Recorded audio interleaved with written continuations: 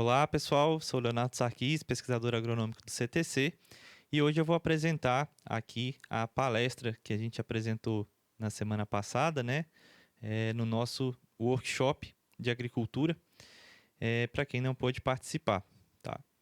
Então, nossa apresentação, ela trouxe o tema Atualidades na adubação de sistema, uso eficiente de corretivos e fertilizantes para altos rendimentos.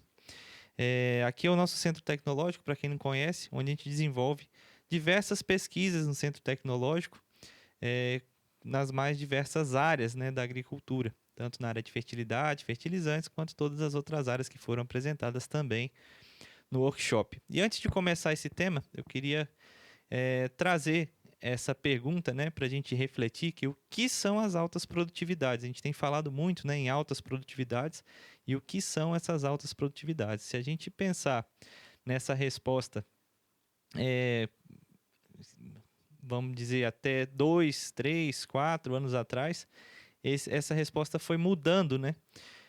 Antes a gente pensava em uma alta produtividade que não passava de 60, 70 sacos de média, né? A um curto espaço de tempo. Hoje, uma alta produtividade já tem ultrapassado isso, e muitas vezes os produtores que conseguem rendimentos de 50, 60 sacos num talhão não ficam ainda satisfeitos. Então, cada vez mais a gente almeja maiores produtividades. A gente sabe que o potencial produtivo é ainda maior que isso e que a gente cada vez mais busca alcançar essas produtividades. E nisso, pensando na fertilidade do solo, que é a base fundamental para possibilitar essas altas produtividades, né? Surgem algumas outras perguntas, como qual que é o melhor fertilizante, qual que é a melhor adubação, como reduzir o custo, né? E nisso diversas estratégias podem servir como ferramentas, né, para a gente poder estar tendo maior eficiência no nosso sistema e maiores é, produtividades com custos mais interessantes, né? E se a gente refletir de como foi a nossa última safra e também a anterior, vamos dizer as duas últimas safras, né? A gente alcançou produtividades altas, foram boas safras de chuva e tudo mais, e que a gente conseguiu altos rendimentos, mas com alguns cenários, por exemplo, de preços mais elevados de fertilizantes que fizeram com que muitos produtores tenham reduzido um pouco as adubações, né? E mesmo assim, por conta das boas precipitações, né, chuvas, a gente conseguiu altas produtividades. Só que com isso, a gente acaba retirando muito nutriente também. Então, ali um quadro apresentando uma área que a produtividade foi 90,3 sacos por hectare, para a gente ter uma ideia desse balanço de nutriente, quanto que não só exporta, mas também que a cultura extrai, pensando na parte vegetativa da planta, né? E a gente vê que esses valores são bem altos, e isso tudo aponta para um cenário de necessidade de ajustes das nossas adubações. O que a gente tem de metodologia oficial hoje para recomendação de calagem e adubação são trabalhos que foram desenvolvidos quando as altas produtividades eram bem inferiores às que a gente tem hoje, né? Então a gente precisa sim desses ajustes nas recomendações de calagem e de adubação para estar atendendo toda a necessidade do nosso sistema e alcançar essas produtividades sem estar esgotando nosso solo, nossa construção de perfil de solo que vem sendo feita ao longo dos anos, né? E então com isso a gente pensa em diversos cenários para cada um dos nutrientes, para fósforo, para enxofre, para nitrogênio, potássio, micronutrientes, né? Quais que são as melhores estratégias para a gente ganhar eficiência em cada um desses nutrientes, nas adubações com cada um desses nutrientes, né? E quando a gente fala em ganhar em eficiência, o primeiro passo é o uso do calcário. Vai ser a base fundamental para a gente construir um bom ambiente para estar recebendo esses fertilizantes, né, com boa eficiência. Então, o calcário ele pode ser aplicado em dois cenários, um é na abertura e o outro é em superfície, quando a área já foi gradeada, né? Então, no momento de abertura, que é quando a gente entra com a grade, a gente tem que aproveitar para conseguir colocar calcário em profundidade, escolher bem esse calcário, colocar um calcário com mais magnésio. Ajustar as doses, os ajustes das doses para cima, ou seja, aumentar as doses de calcário tem sido muito promissor no nosso sistema, por conta do tempo de reação do calcário, que não é tão rápido, ele vai demorar mais tempo para reagir e para estar trazendo todo o seu efeito corretivo, também fornecendo cálcio e magnésio. Então é interessante aumentar essas doses nessas áreas de abertura. E em outro cenário, que é a superfície, ajustar essas doses também, pensando em estar repondo o cálcio, o magnésio e corrigindo a acidez que foi sendo gerada ao longo do tempo, né? Que foi voltando a acidificar. Então, esses dois cenários são muito importantes quando a gente pensa em calagem, né? E a gente tem que perder um pouco desse medo do calcário. Esse aqui é um resultado que a gente desenvolveu no CTC em parceria com o GAPS, numa área arenosa, área com 85% de areia, e que trouxe muitas curiosidades para a gente que quebram um pouco aquela ideia tradicional que calcário não movimenta no perfil e que calcário em superfície indisponibiliza micro, né? A gente viu que muitas questões que são repetidas, quando a gente vê na prática, elas mudam bastante. Por exemplo, essa aplicação de calcário em manutenção em superfície, aquele medo que a gente tem de aumentar demais o pH e indisponibilizar micronutriente, a gente tem que rever. Por quê?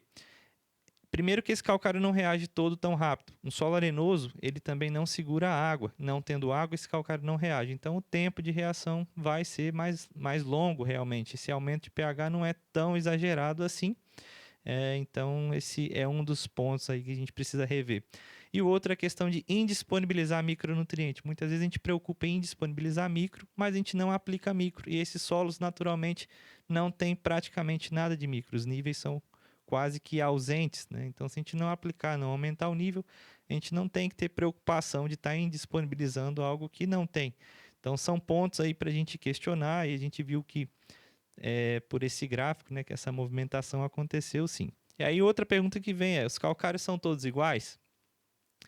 Esse trabalho a gente está fazendo no CTC de caracterizar todos os calcários aqui da região do sudoeste goiano. Então a gente coletou várias amostras de calcário das diferentes fornecedores, né, indústrias de calcário, para entender as diferenças de cada um deles. A gente está fazendo um trabalho muito legal de incubação desse calcário, tanto em solo arenoso quanto solo argiloso, avaliando a curva de neutralização ao longo do tempo, conhecendo a eficiência, qual calcário que está aumentando mais magnésio, qual que está corrigindo mais rápido, né?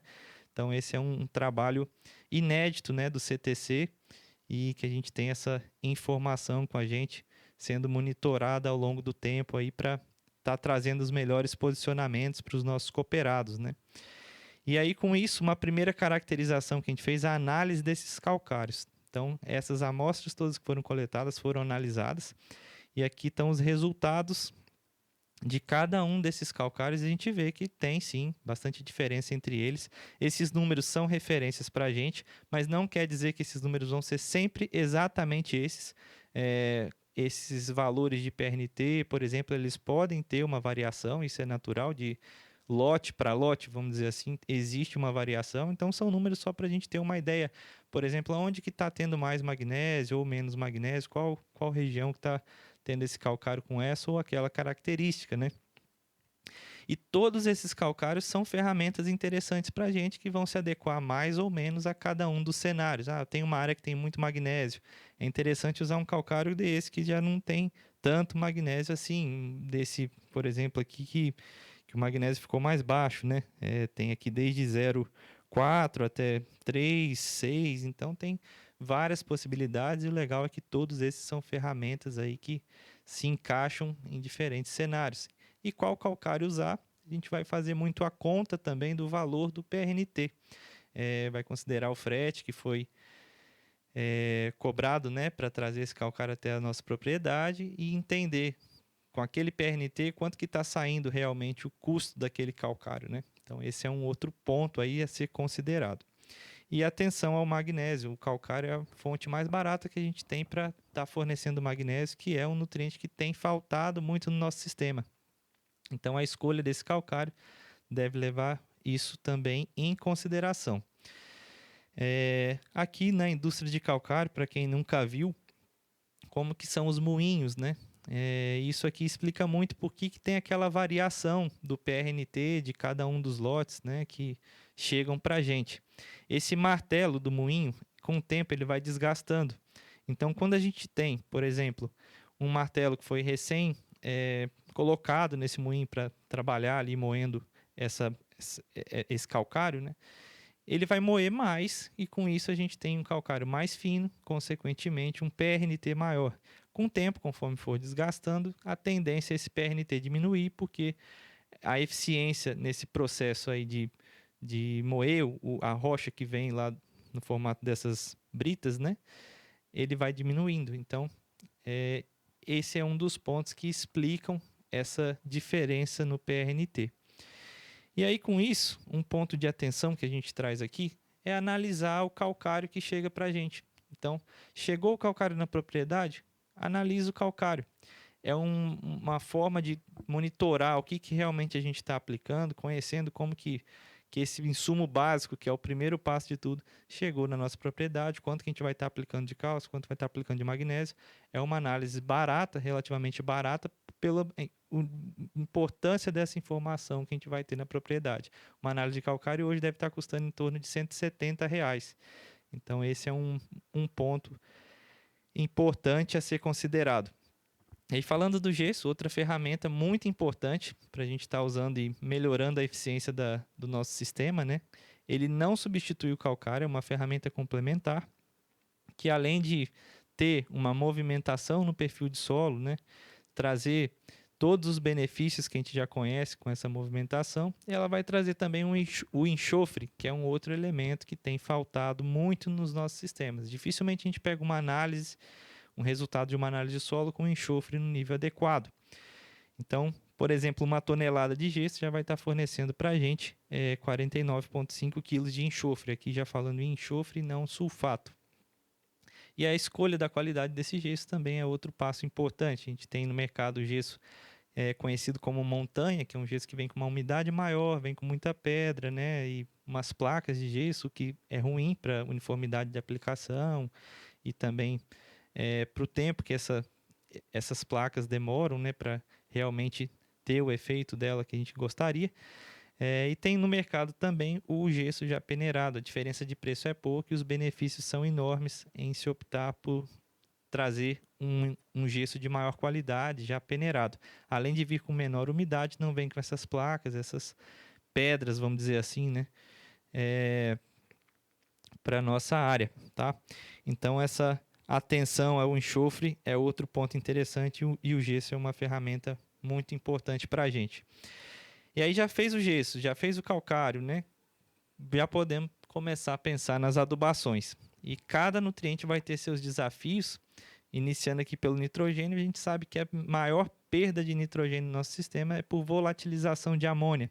Essa volatilização ela chega a ultrapassar 50% da dose, dependendo da situação. Um número médio é 30%, mas a gente tem situações que chegam a ultrapassar 50% e ninguém quer aplicar nitrogênio em superfície para perder na forma de um gás, que é a amônia, seja 30 ou 50 ou qualquer porcentagem. Então, a aplicação de ureia branca em superfície é muito arriscado. A gente fica dependendo de chuva e essas perdas acabam sendo muito intensas, sobrando pouco N mineral no solo, que é o que a gente gostaria.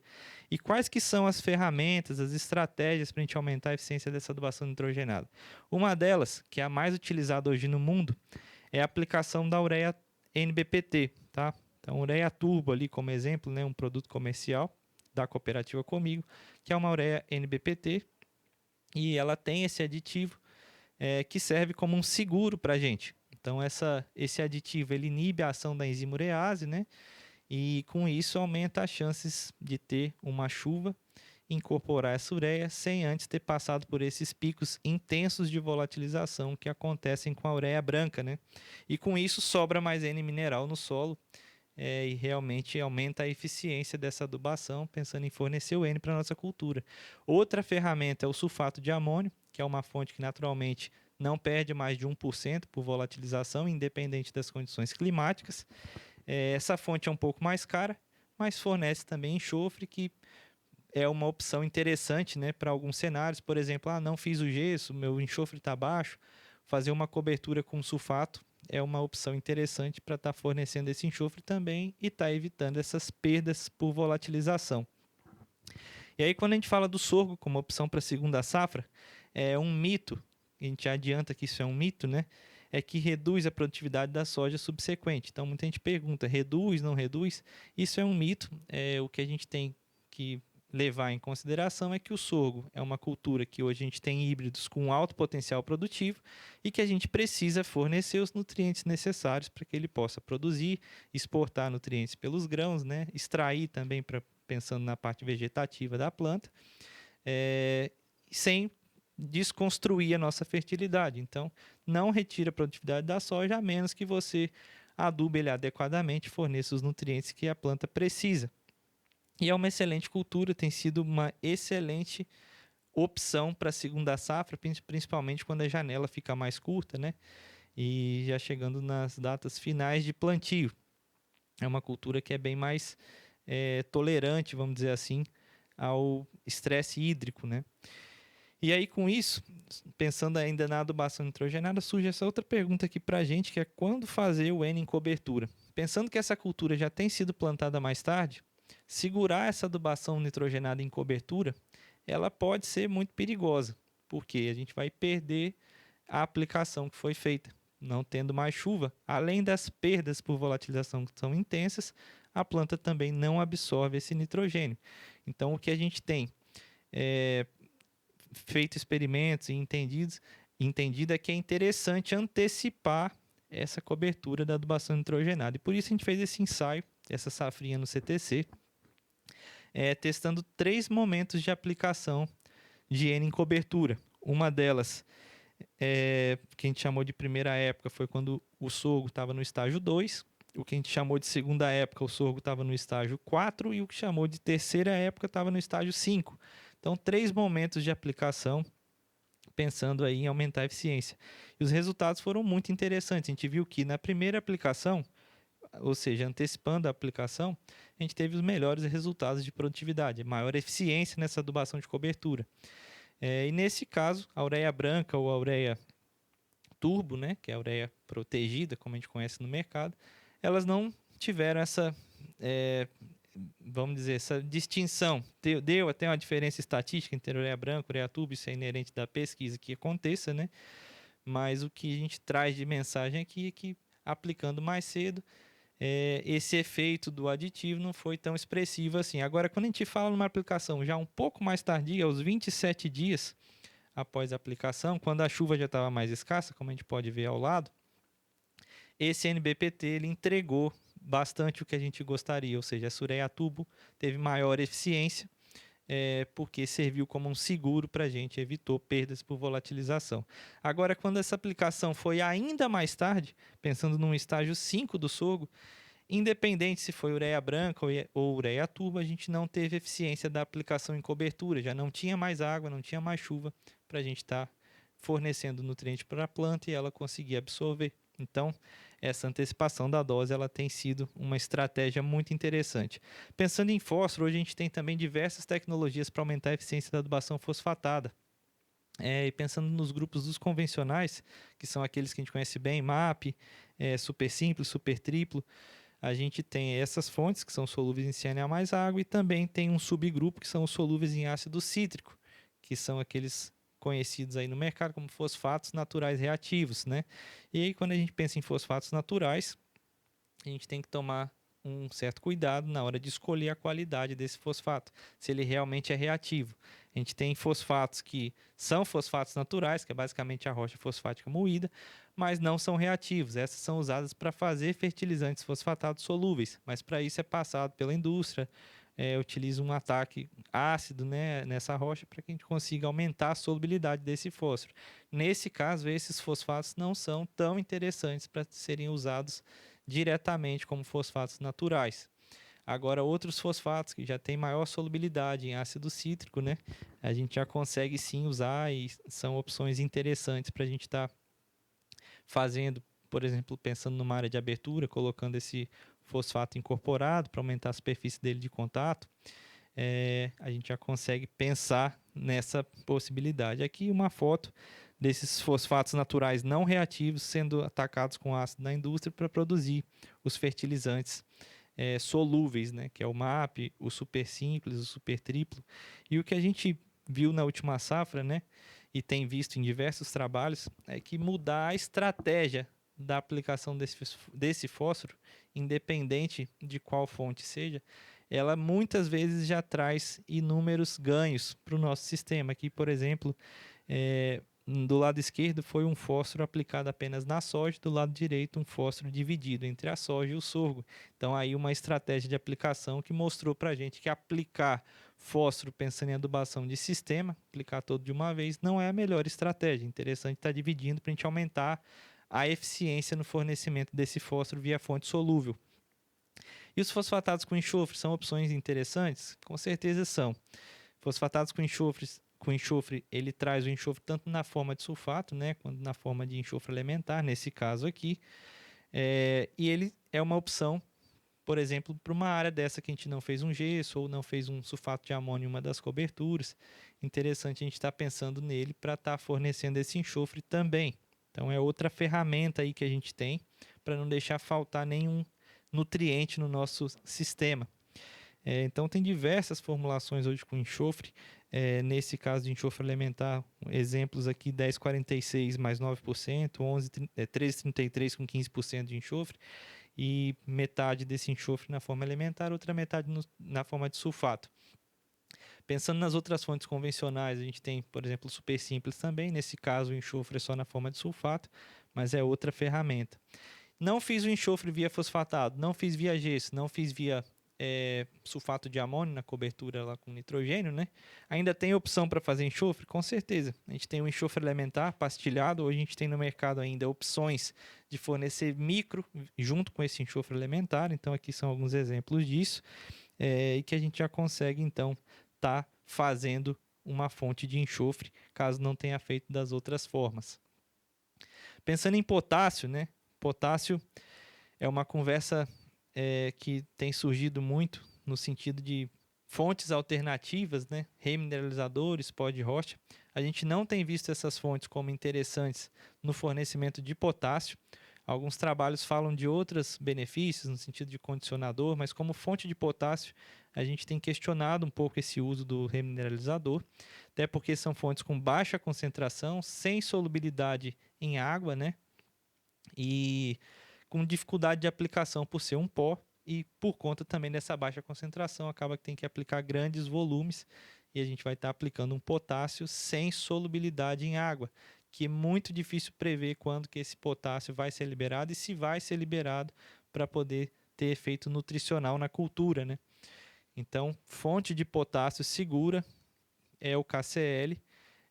A gente trabalhar com as estratégias de parcelar, se for uma área arenosa, né? Se for área argilosa, esse parcelamento não é tão necessário assim, a gente tem que avaliar cada cenário, é claro, mas fonte de potássio segura para fornecer realmente potássio é o KCl.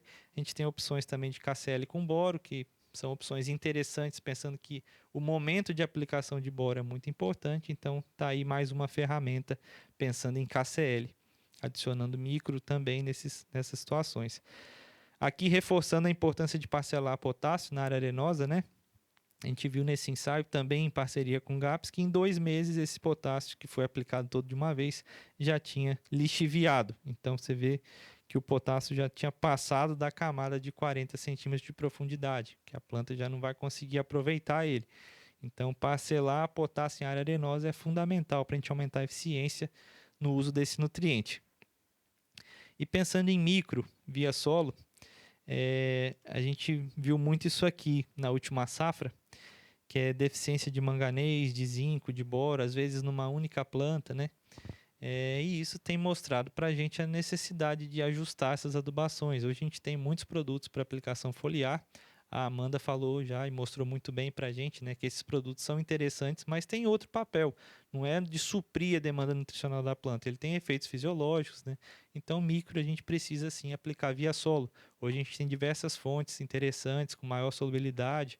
e tecnologias também para micronutrientes, né, para evitar esse cenário de deficiência. Então, se a gente ficar só exportando, aplicando micro, só foliar, chega uma hora que acontece isso, parece deficiência e a gente não quer isso, não quer impactar negativamente as nossas produtividades. Pelo contrário, a gente quer aumentar cada vez mais as produtividades. Então, fazer micro via solo é fundamental.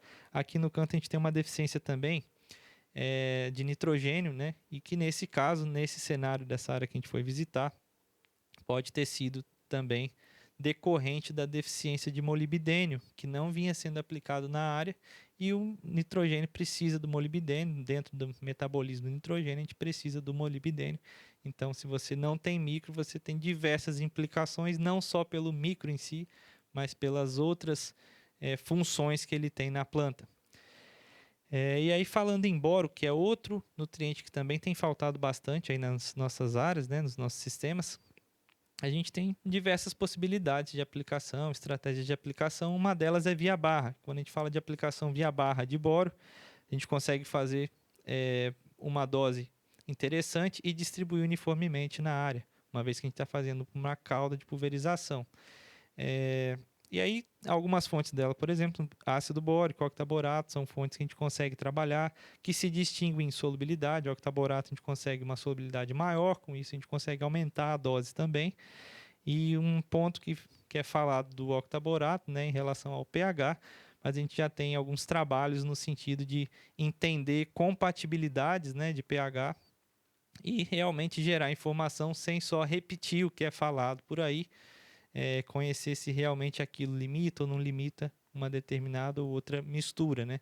Uma delas foi esse ensaio que a gente desenvolveu na última safra, ensaio meu junto com Guilherme Braz, que também é pesquisador do CTC, entendendo a compatibilidade do boro via octaborato com o diquat. Então, na dessecação da soja, né, pensando em fornecer para o sorgo. E a gente fez essas doses de boro, 5 kg de octaborato dá 1 kg de boro, 10 kg de octaborato dá 2 kg de boro, fazendo junto com o diquat associado, né, ao diquat, doses de diquat, e a gente viu que não atrapalhou a eficiência do diquat, dessecou a soja normalmente e ainda representou ganhos em produtividade no sorgo subsequente. E aí, quando a gente fala de outra fonte de boro para aplicação via solo, é o Lexita, né? Que aí já é um produto granulado. E aí aqui é um ponto que eu queria deixar destacado, que a legislação hoje exige que todas as Lexitas tenham no mínimo 60% de solubilidade em ácido cítrico. Então, muita gente pergunta, o Lexita é calcinado ou acidulada, né? Então, hoje o que a gente tem no mercado de Lexita, a gente pode dizer que a grande maioria é acidulada. Por quê? Para a gente atender essa legislação de 60%, a gente precisa aumentar a solubilidade desse boro via o Lexita. Então, a gente fez um teste, pegou 4 Lexitas do mercado, enviou para análise para entender qual que era a porcentagem de boro solúvel em ácido cítrico e pediu para analisar também o enxofre, uma vez que se ela é acidulada, a gente tem enxofre devido a esse ácido, que é o ácido sulfúrico, né? Então é uma confirmação para a gente de que ela é acidulada. E as 4 se apresentaram aqui como acidulada, com boro solúvel em ácido cítrico, ultrapassando 90% do boro total. Então, tá aí uma confirmação, né, de que praticamente hoje todas as Lexitas que a gente tem no mercado são aciduladas. E esse aqui, uma fitotoxidez de boro, para a gente atentar de que precisamos cuidar dessa dose de boro, porque realmente esse micro tem um potencial de causar fito bastante grande, então essas estratégias devem ser pensadas aí em conjunto para a gente evitar esse cenário aqui de fitotoxidez de micro. Nesse outro caso aqui, a gente apresenta uma situação que tem aparecido muito, né? Principalmente nas áreas de abertura, que eram pastagens, né? Que é a fito de picloram. Nesse caso, parece uma deficiência de boro, mas não é. É uma fito de picloram, que é um herbicida que deixa um residual muito grande no solo, né? E com isso acaba causando essa fito. Então, é só para a gente exemplificar aqui de que não pode ser confundido com deficiência de boro. E aí, eu devo começar então com a soja, com a braquiária. A gente tem visto como uma estratégia muito boa, muito interessante iniciar com a braquiária, principalmente nessas áreas arenosas.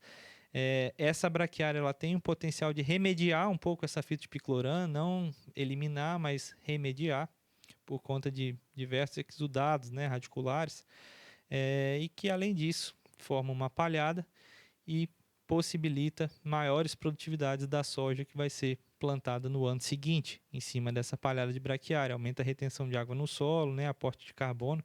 Então, diversos benefícios que evitam, inclusive, isso aqui, que é a escaldadura, muito comum em área arenosa por conta desse solo não segurar água, tá? Além disso, também essa palhada vai contribuir, pensando num cenário de doenças, né? Aqui a septoriose, uma área com e sem palhada, o quanto que melhorou quando a gente tinha palhada, não apresentou essa septoriose, né? E aqui uma ilustração ainda dessa diferença que a gente tem no sistema quando a gente tem essa palhada. Isso aqui lá em Montes Claros de Goiás, do lado direito uma área que iniciou com braquiária, do lado esquerdo uma área que iniciou já com soja e plantou soja no ano seguinte. A gente vê que do lado direito a gente conseguiu ainda um stand de 8,5 após um período aí de veranico, né? Já do lado esquerdo, a gente praticamente não, a gente perdeu o plantio porque não tinha uma palhada para ajudar a segurar a água no solo. Então esse stand caiu para 3,2. Além disso, a gente vê que o lado esquerdo ele está bem mais sujo, né? Uma infestação muito maior de plantas daninhas comparada ao lado direito. Então a gente mostra aqui mais uma vez o quanto que essa palhada contribui, né, com o nosso sistema, principalmente aí nesses solos arenosos. Ela é fundamental, não só no solo arenoso, mas aqui destacando que no solo arenoso ela é realmente uma estratégia que reduz o risco potencial que a gente tem nesse tipo de solo. E com isso, com toda essa construção de perfil de solo, essas estratégias de adubação, a gente consegue excelentes respostas na adubação. Aqui, sojas de altíssimo potencial produtivo, chegando perto já dos 100 sacos por hectare, todas as 3 fotos aqui. Então a gente vê que essa construção, essa estratégia, esse planejamento da adubação, ela traz muitas respostas e ela é fundamental para a gente conseguir boa eficiência no nosso sistema. Então, como obter essas altas produtividades? Primeiro é fazendo uma boa gestão de nutrientes e a construção do perfil de solo. São estratégias aí que a gente precisa, então, estar com esse olhar atento a todos os nutrientes, não deixar faltar nenhum deles, né? Otimizar o uso de corretivos e fertilizantes, a gente precisa atentar às fontes. Vamos ver um fosfato natural de boa qualidade, uma ureia com um aditivo para evitar perdas por volatilização, fontes para poder fornecer enxofre no ano que eu não fiz gesso. Então, todas essas estratégias são ajustes que contribuem. E adequar, então, essas estratégias em solos arenosos, ela também é fundamental, né? Pensando que é um ambiente produtivo totalmente diferente que precisa de um manejo próprio. E aí, para a gente finalizar, eu gosto muito dessa frase aqui que reflete bem esse cuidado que se deve ter com a fertilidade, né? Que detalhe importante não existe. Ou seja, detalhe não pode ser importante, detalhe é detalhe. O importante é que é importante. Então, se uma coisa é pequena, mas pode ser decisiva, não é detalhe. Uma frase aí do Mário Sérgio Cortella, né? E que reflete bem aí esse cuidado que a gente precisa ter pensando em fertilidade do solo. Aqui um agradecimento a toda a nossa equipe, algumas visitas aí que nós fizemos aí nessa última safrinha. E agradecer a todos vocês que estão aqui nos ouvindo e também aos que participaram presencialmente do nosso workshop de agricultura. A gente agradece e fica o convite para vocês acompanharem com a gente os próximos eventos. Muito obrigado.